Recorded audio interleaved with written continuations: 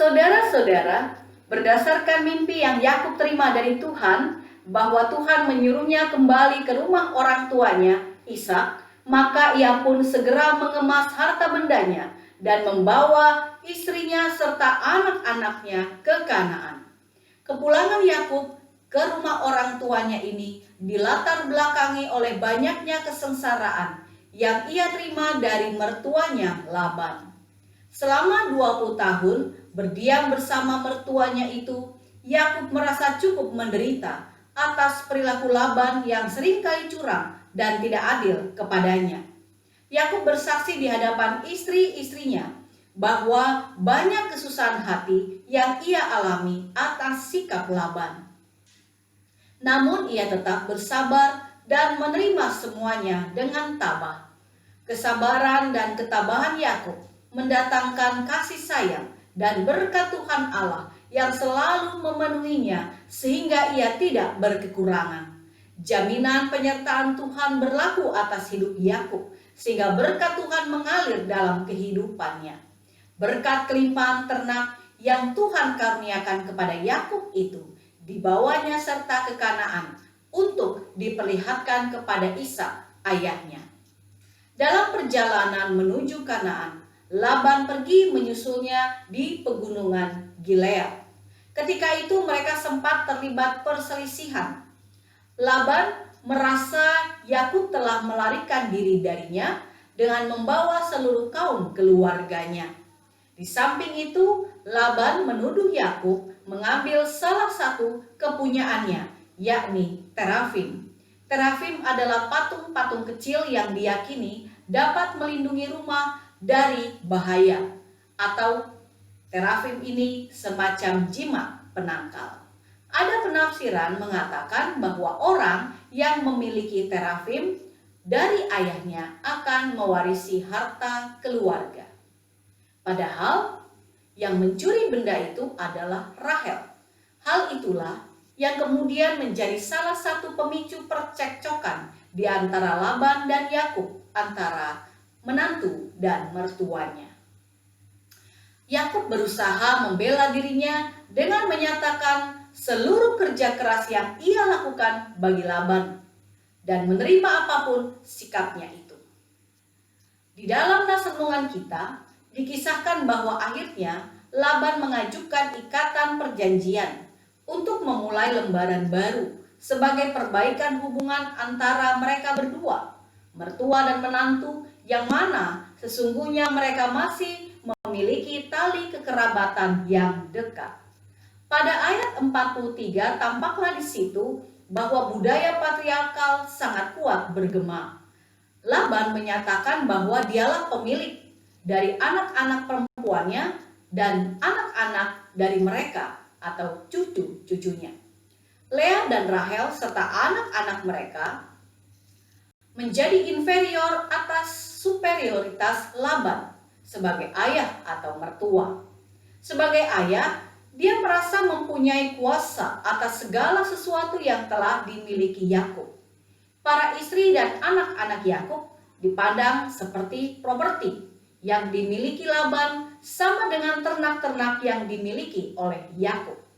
Akhirnya, dengan bijaksana, Laban mengambil keputusan yang sangat arif, yaitu membuat ikatan perjanjian. Hal itu diterima dan dipandang baik oleh Yakub, sehingga mereka berdua membuat sebuah tugu yang terbuat dari batu. Tugu itu dimaksudkan sebagai penanda yang menyaksikan suatu kesepakatan antara kedua belah pihak. Laban menamai tugu batu itu Yegar Sahaduta, sementara Yakub menamainya Galer. Pada zaman kuno, tradisi mendirikan tugu batu atau menimbun batu beberapa keping ke atas merupakan tanda perjanjian di antara manusia atau antara manusia dengan Tuhan. Dalam bahasa Aram, kata Yegar Sahaduta berarti timbunan batu untuk mengingatkan kita. Galat juga memiliki arti yang sama dengan itu, sementara Mizpah bermakna tempat mengawasi.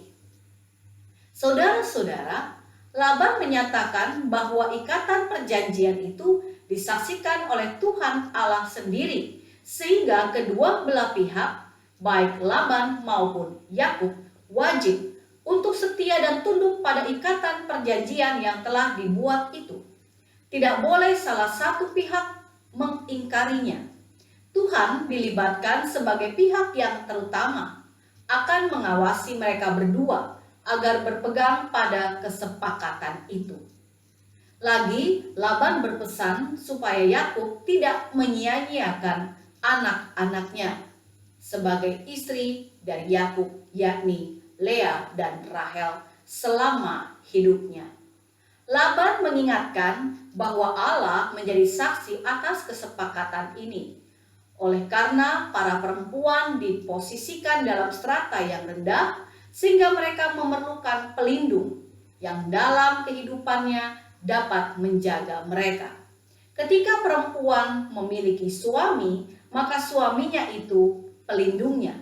Ketika Laban menyatakan bahwa Tuhan menjadi saksi, maka ia menempatkan Tuhan Allah dalam posisi yang tertinggi dan terutama, yang dapat melindungi anak-anak perempuannya di saat suami mereka lalai atau bertindak jahat.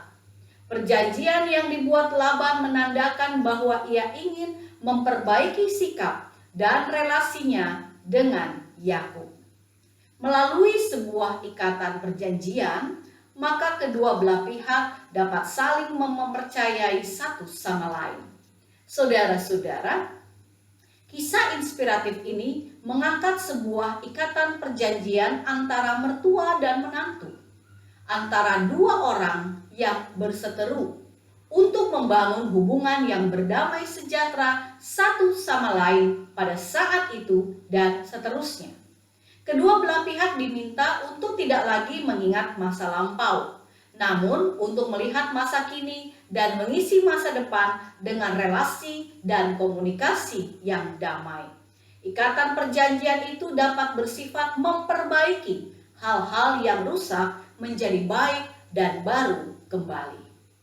Alkitab Perjanjian Lama dan Perjanjian Baru menyatakan hubungan antara Allah dan Israel, umatnya, antara Kristus dan gereja, dibangun dalam sebuah ikatan perjanjian.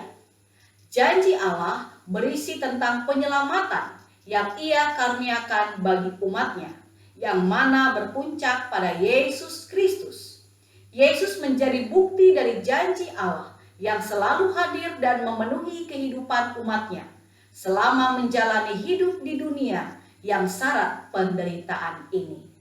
Dan Roh Kudus juga menjadi janji Kristus bagi gerejanya untuk menyertai kita, anggota tubuhnya, gerejanya, melewati hari lepas hari dalam pengharapan dan iman yang teguh.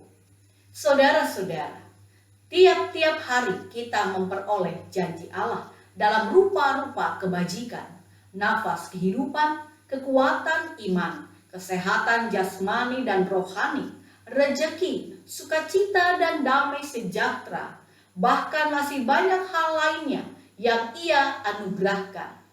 Pertanyaannya sekarang, bagaimana sikap kita dan wujud janji kita kepada Dia Sang Penyelamat? Apakah kita mengabaikan panggilan dan pengutusannya di tengah situasi pandemi ini?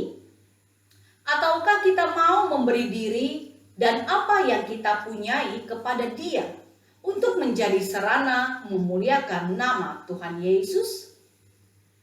Saudara-saudara, mari kita menjadikan bulan Pelkes GPIB ini sebagai sarana untuk menyalurkan berkat-berkat Tuhan bagi sesama kita sebagai wujud panggilan dan pengutusan kita selaku gerejanya. Kita sudah menerima janji berkat Allah di masa yang sukar ini, sehingga kita tetap berkecukupan. Tuhan Yesus sudah menepati janji-janjinya kepada kita. Jadi, kita pun harus menepati janji kita kepadanya.